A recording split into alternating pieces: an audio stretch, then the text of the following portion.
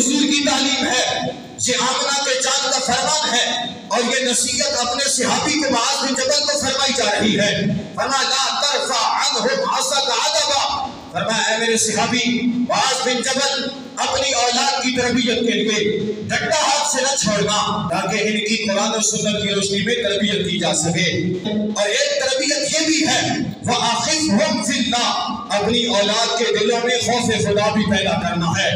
آج لمحہ فکریہ ہے، آج سوچنے کی بات یہ ہے، ہم نے اپنی اولادوں کو سکولوں میں بھی بھیجا ہے، ہم نے اپنی اولادوں کو کالجز یونیورسٹی کے اندر اعلیٰ تعلیم کے حصول کے لیے بھیجا ہے، ہم نے اپنی اولاد کو دنیا کی تعلیم کے حصول کے لیے بیرون ملک کا سفر بھی کروایا ہے۔ سوچنا یہ ہے سرکار کے اس فرمان کی روشنی میں جو حضور نے فرمایا تھا وَأَخِفْهُمْ فِي اللَّهِ، اپنی اولاد کے دل میں خوف خدا بھی پیدا کرنا، خوف خدا اور خشیت الہی کی تعلیم بھی اپنی اولاد کو دلوانا۔ ہم نے اولاد کو دنیا کی تعلیم تو دی ہے، کیا اپنی اولاد کو چند لمحوں کے لیے علماء کے پاس بٹھایا ہے کہ ہماری اولاد کے دل کے اندر بھی خوف خدا پیدا ہو جائے؟ کیا ہم نے دنیا کی تعلیم کے علاوہ قرآن و سنت کے حوالے سے کوئی ایسی کتاب خرید کر اپنے نوجوان بیٹے یا بیٹی کے ہاتھ میں تھمائی ہے کہ ہماری بیٹی ہمارا بیٹا یہ کتاب پڑھ کے اس کے اوپر خشیت الہی کا غلبہ آ جائے؟ اس واسطے